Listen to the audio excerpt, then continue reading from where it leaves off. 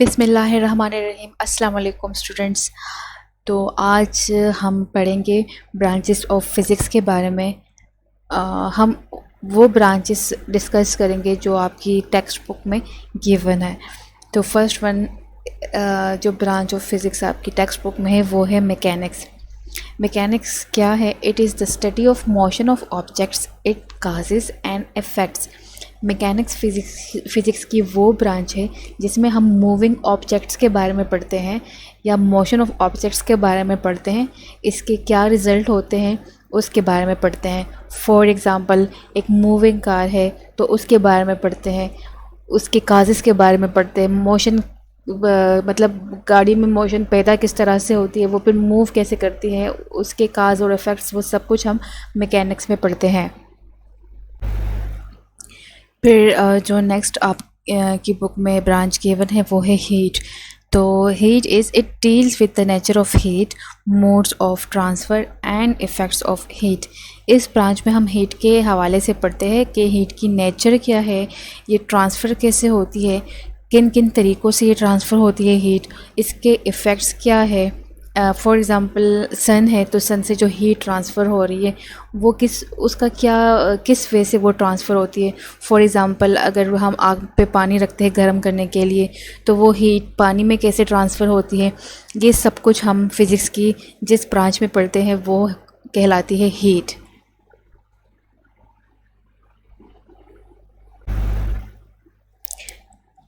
Next जो given है वो है sound. It deals with the physical aspects of sound waves, their production, properties and applications। तो physics की इस ब्रांच में जिसको साउंड कहते हैं उसमें हम पढ़ते हैं साउंड वेव्स के हवाले से कि आवाज़ जो साउंड है वो एक जगह से दूसरी जगह किस फॉर्म में ट्रांसफ़र होती है। वो साउंड वेव्स के फॉर्म में ही ट्रांसफ़र होती हैं।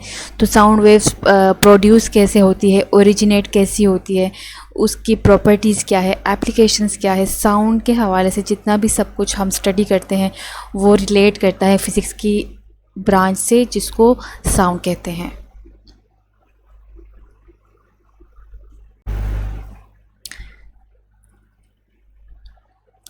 नेक्स्ट जो ब्रांच है वो कहलाती है लाइट और optics. It is the study of physical aspects of light, it properties, working and use of optical instruments.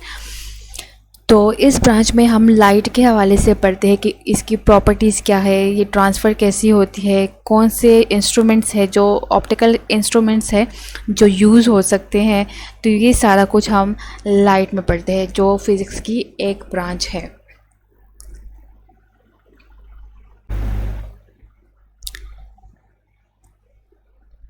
Next जो ब्रांच है वो है इलेक्ट्रिसिटी एंड मैग्नेटिज्म।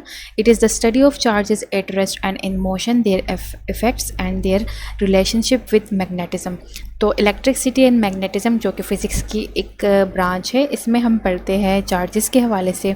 चार्जेस आपको आइडिया होगा ही कि electron, proton, positive, negative charges, इसके हवाले से हम पढ़ते हैं। ड्यूरिंग मोशन इसकी क्या प्रॉपर्टीज़ है, ड्यूरिंग रेस्ट इसकी क्या प्रॉपर्टीज़ है, इसके इफ़ेक्ट्स क्या है, मैग्नेटिज़म के साथ इसका रिलेशनशिप क्या है। जितनी भी स्टडी है related two charges and magnetism वो इलेक्ट्रिसिटी और मैग्नेटिज़म जो कि फ़िज़िक्स की एक ब्रांच है इसके अंडर आती है। जी तो नेक्स्ट वन है atomic physics. It is the study of the structure and properties of atom. Atomic physics में हम एटम के हवाले से पढ़ते हैं, एटम के स्ट्रक्चर एंड प्रॉपर्टीज़ के हवाले से पढ़ते हैं। इसके बाद है nuclear physics. It deals with the properties and behaviour of nuclei and the particles with in the nuclei. तो न्यूक्लियर फ़िज़िक्स में हम एटम का जो न्यूक्लियस होता है उसके हवाले से पढ़ते हैं और उस न्यूक्लियस में जो पार्टिकल्स है जैसे कि प्रोटॉन, न्यूट्रॉन, उसके हवाले से हम स्टडी करते हैं न्यूक्लियर फ़िज़िक्स में।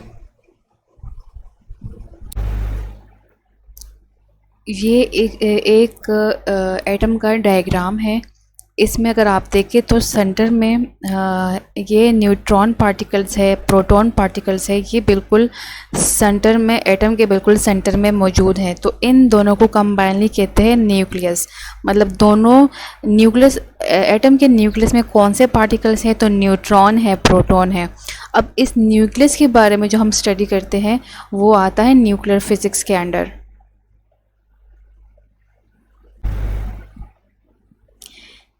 नेक्स्ट जो ब्रांच है वो है plasma physics. It is the study of production properties of ionic state of matter, the fourth state of matter. तो जो मैटर का फोर्थ स्टेट है, फर्स्ट थ्री है सॉलिड, लिक्विड एंड गैस, जो फोर्थ स्टेट है जो प्लाज्मा कहलाता है, उसके हवाले से जितनी भी स्टडी है वो प्लाज्मा फिजिक्स के अंडर आती है। और प्लाज्मा को समटाइम आयोनिक स्टेट भी कहा जा सकता है। द लास्ट वन जो आपकी टेक्स्ट बुक में गिवन है फिज़िक्स की ब्रांच है वो है geophysics. It is the study of the internal structure of earth. Geo कहते हैं अर्थ को, तो अर्थ के इंटरनल स्ट्रक्चर के हवाले से जितनी स्टडी है वो जियो फिज़िक्स के अंडर आती है। तो अगर आप एक ओवरव्यू दे दे तो कहा जा सकता है कि फ़िज़िक्स में हम मैकेनिक्स के बारे में पढ़ते हैं, मतलब मूविंग ऑब्जेक्ट्स के बारे में पढ़ते हैं, हीट के बारे में पढ़ते हैं, मींस हीट से रिलेटेड हीट की प्रॉपर्टीज़, मोड्स ऑफ ट्रांसफ़र वगैरह। साउंड के हवाले से पढ़ते हैं, means properties of sound, how sound originates, how it travels. Light के हवाले से पढ़ते हैं, लाइट की फ़िज़िकल प्रॉपर्टीज़ जितनी भी है उसके हवाले से पढ़ते हैं। इलेक्ट्रिसिटी एंड मैग्नेटिज्म के हवाले से पढ़ते हैं, मींस चार्जेस के हवाले से पढ़ते हैं, चार्जेस के इफ़ेक्ट्स के बारे में पढ़ते हैं। एटॉमिक फ़िज़िक्स मींस एटम के स्ट्रक्चर के बारे में पढ़ते हैं। न्यूक्लियर फ़िज़िक्स मींस एटम का जो न्यूक्लियस है उसके पार्टिकल्स के हवाले से पढ़ते हैं। प्लाज्मा फिज़िक्स में हम प्लाज्मा के हवाले से पढ़ते हैं जो कि आयोनिक स्टेट ऑफ मैटर भी कहलाता है, और फोर्थ स्टेट ऑफ मैटर। और जियो फिज़िक्स में हम अर्थ के हवाले से पढ़ते हैं, अर्थ का जो इंटरनल स्ट्रक्चर है उसके हवाले से पढ़ते हैं। तो ये था आपका as a whole branches of physics. उम्मीद है कि आपको ये समझ आ गई होगी। मैंने बहुत ईजी वे से आप ये वीडियो बनाई है, बहुत इजी वर्ड्स यूज़ किया है। फिर भी अगर आपको कोई प्रॉब्लम हो तो आप डिस्कस कर सकते हैं।